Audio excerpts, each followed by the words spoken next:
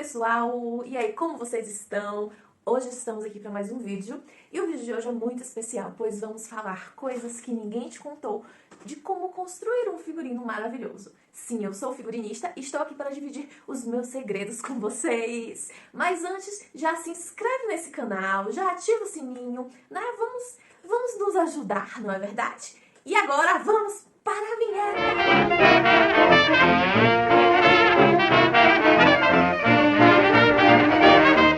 Esse é o canal da Marroa, moda, arte e afeto. Eu sou Juma Mascarinhas e serei a sua tutora pelo mundo dos brechós, tutoriais, costura e tudo que há de bom.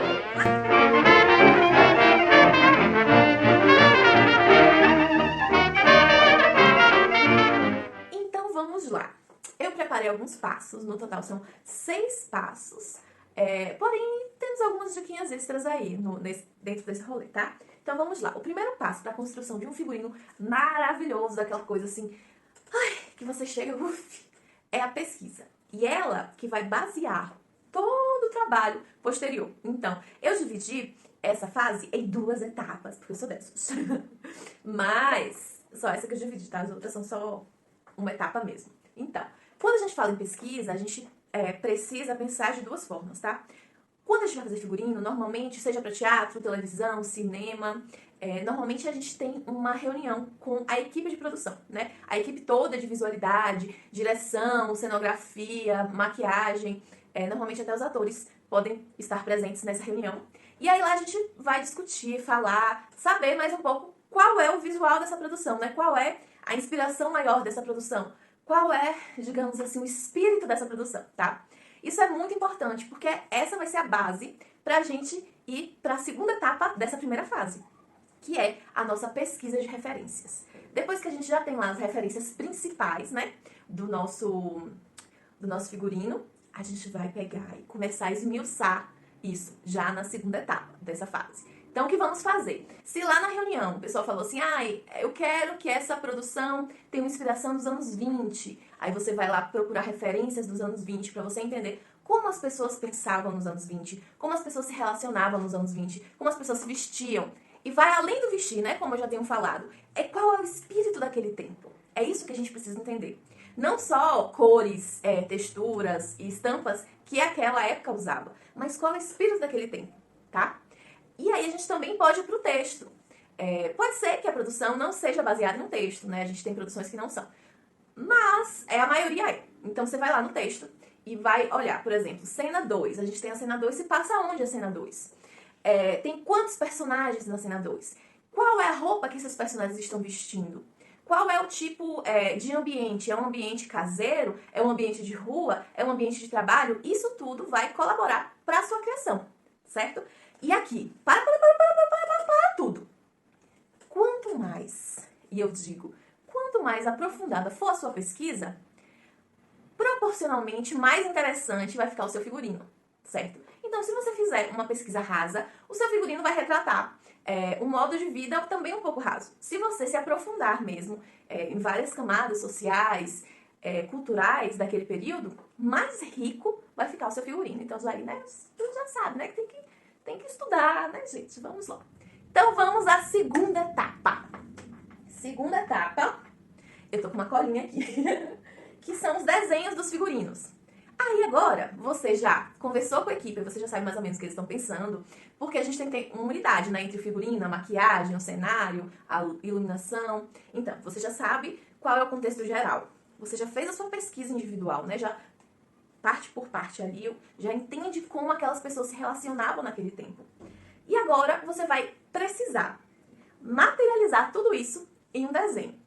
Eu vou mostrar pra vocês aqui um desenho que eu fiz logo no comecinho da minha carreira assim, de figurinista. Tava assim, digamos, um pouco tosco assim hoje, eu digo, mas é uma coisa que eu tenho desenvolvido, né? Porque desenho, assim como tudo na vida, minha gente, é prática, né? Então se a gente vai praticando, a gente vai ficando melhor.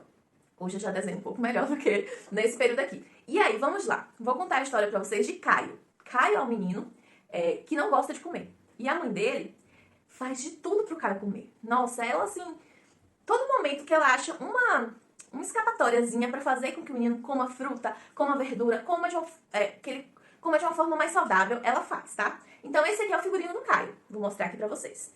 E aí, a direção, na primeira reunião, né, que a gente fez, me falou assim: eu gostaria que o Caio se destacasse com, digamos assim, cores menos orgânicas e todo o resto, a mãe, o cenário, o figurino, fosse muito orgânico.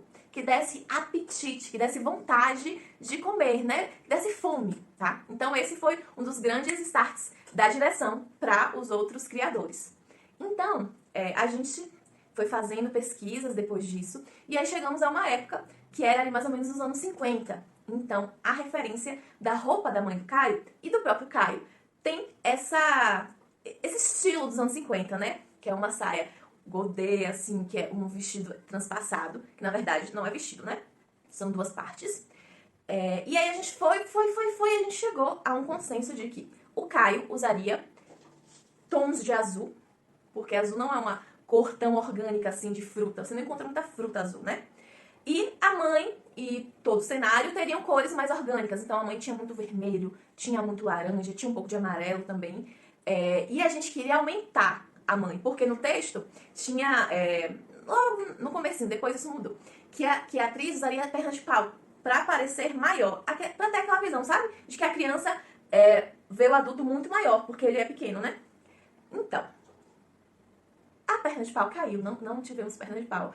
Mas, através de um acessório de figurino, de um adereço de figurino, melhor dizendo, né? Eu criei um cabelo, vou mostrar aqui pra vocês também, uma peruca, que aumentava o tamanho da mãe, né? Que era bem pra cima, assim. E nessa peruca também tinha umas folhas, porque a mãe tinha essa inspiração de a grande árvore, sabe? Então tinha muito disso. Aí eu fiz o desenho, né? Aqui eu só tenho o desenho do Caio. O desenho da mãe, na época, eu rabisquei assim, não cheguei a desenhar como o do Caio.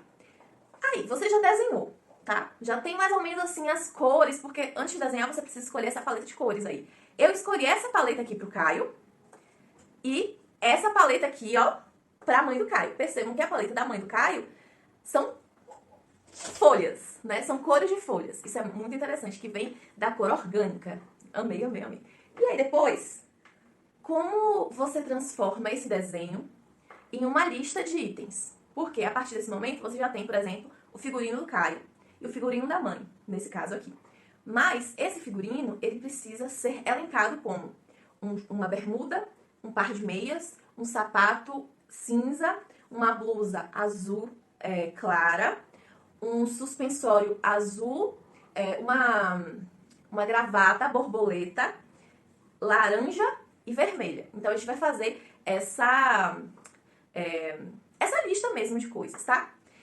Aí depois a gente vai pra parte de escolher os materiais, né?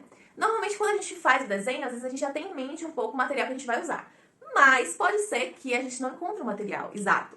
Por isso é tão importante fazer lá na parte 1, lembra? Na fase 1, um estudo de referências muito interessante. Por quê? Quando você chega aqui nessa fase da escolha dos materiais, nem sempre você vai encontrar aquele material que você pensou. Mas, se você fez uma boa pesquisa, se você já tem o desenho, né, como uma imagem ali para você entender qual a relação daquelas cores, quando você for lá para a loja de tecido, né, que é essa fase que a gente tá, vai ser muito, muito mais fácil você ter que escolher coisas, às vezes, assim, em segundos. Ah, não tem o vermelho que eu queria, mas tem um laranja que é parecido. Então, acho que vai dar o mesmo sentido aí, vai dar o mesmo efeito. Então, a gente precisa estar com a pesquisa, assim, afiada. E se a gente puder, é bom sempre levar o desenho, talvez não impresso, né? Não sei, pode ser também no celular, pra gente ter essa referência, né? Se a gente vai precisar trocar alguma coisa. Porque assim, nem tudo acontece como a gente quer, não é verdade? E aí, depois que a gente vai comprar esses materiais todos. E aí é importante, normalmente a gente vai com a produção, né? E aí é importante a gente ter uma relação boa com a produção também, né? Porque é um ganha-ganha, né? Aí depois a gente vai pra parte de confecção. E aí que entram as nossas maravilhosas modelistas e costureiras. Em Caio, o que a gente fez? A gente optou por duas formas de confecção das peças, né? O Caio, a gente comprou a roupa do Caio praticamente toda em brechó. Já a mãe do Caio, a gente decidiu fazer do zero. Por quê? Eram duas atrizes diferentes e que tinham corpos diferentes. Nessa peça eu também atuava, eu fazia a mãe do Caio. E A outra atriz era muito mais magra que eu, então eu tive que fazer um sistema na roupa mesmo assim, de transpassado, que pudesse abraçar os dois corpos, tanto o meu corpo como o da outra atriz, tá? Já o Caio, apesar de serem dois atores também, eles tinham uma diferença até de tamanho um pouco, mas a roupa do Caio era mais fácil da gente encontrar em bazar, né? Então foi isso que a gente fez. A gente procurou em alguns bazares e encontramos a roupa. Precisamos fazer alguns ajustes, tipo comprou uma calça e aí cortou pra fazer bermuda, mas nada muito complexo, né? Só ajustes mesmo. Acho que a única coisa que eu fiz, assim, dessa parte do Caio foi a gravata, que eu mesma fiz e pintei, porque a gravata era ela tinha uma partezinha laranja. Deixa eu olhar aqui, pra não falar coisa errada pra vocês. Tinha uma partezinha laranja, assim, dos lados, era um degradê. E tinha uma partezinha amarela, né? Que era justamente a ideia da gravata, muito interessante, porque era como se fosse um ponto de cores orgânicas ali no Caio. Que ele poderia, tipo, amadurecer pra ter pra comer comidas mais saudáveis, né? Porque ele só gostava de comer biscoito de chocolate, cupcake, essas coisas assim, que tem muito açúcar. Então tinha toda uma parte de educação alimentar também na peça, tá?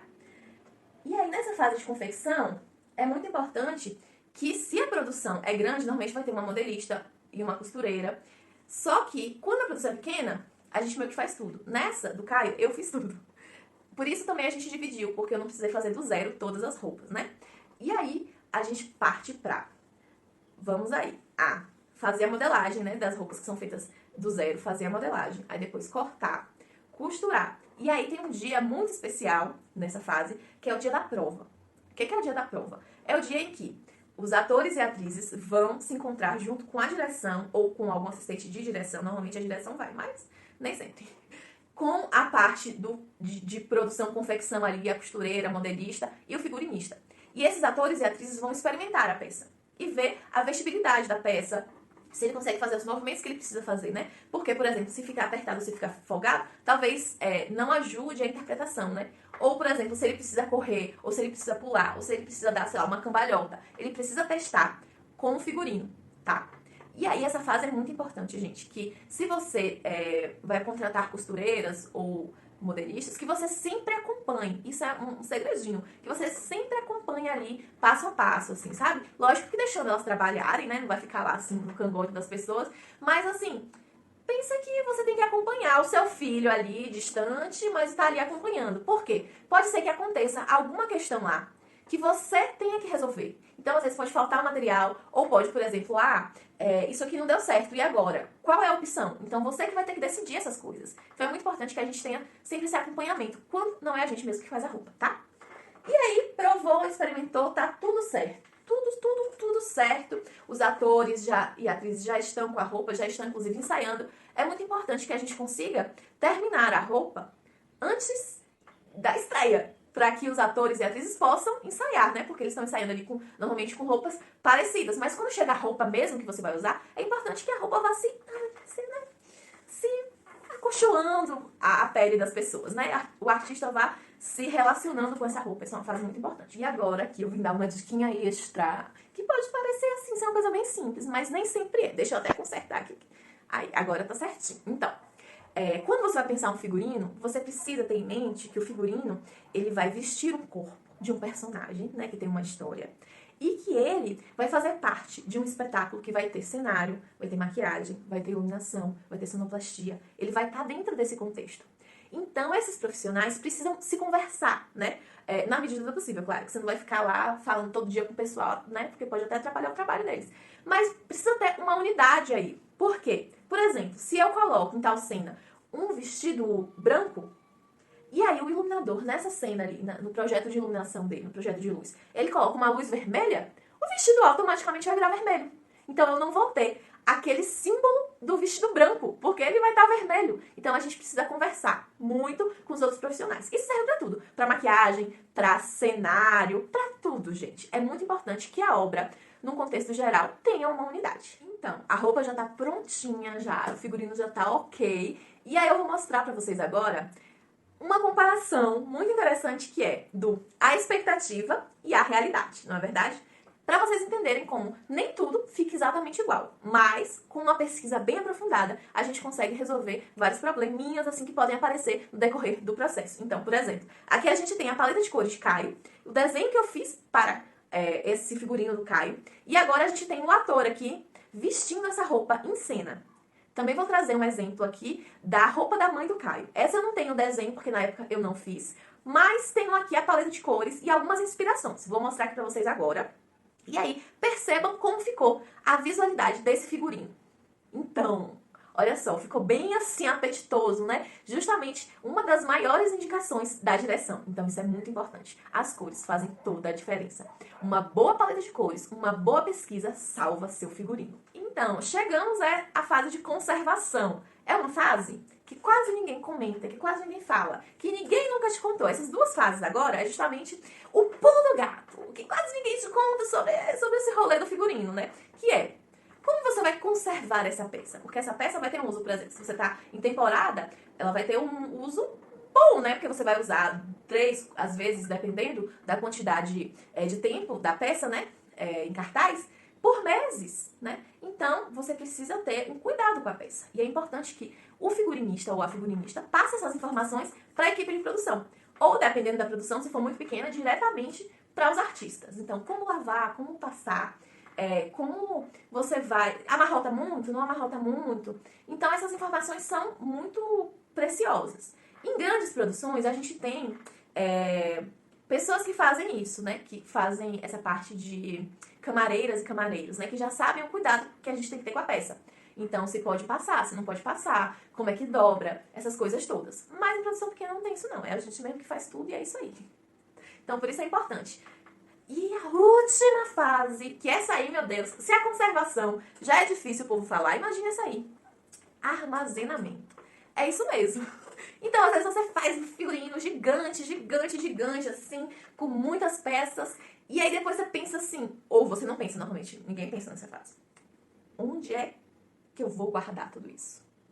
Então, temos algumas questões aí. Primeiro, quando você vai pensar no figurino lá no começo, é importante também que você dialogue um pouco com essa questão do armazenamento. Por exemplo, se for um grupo, normalmente o grupo tem um lugar para guardar os figurinos, né? Ou eles podem ficar com os atores. Mas é bom que tenha, tipo, um guarda-roupa coletivo ali. Até porque isso ajuda a dinamizar as questões de... Ah, vamos fazer uma outra peça, eu já tenho ali os figurinos que eu tenho como...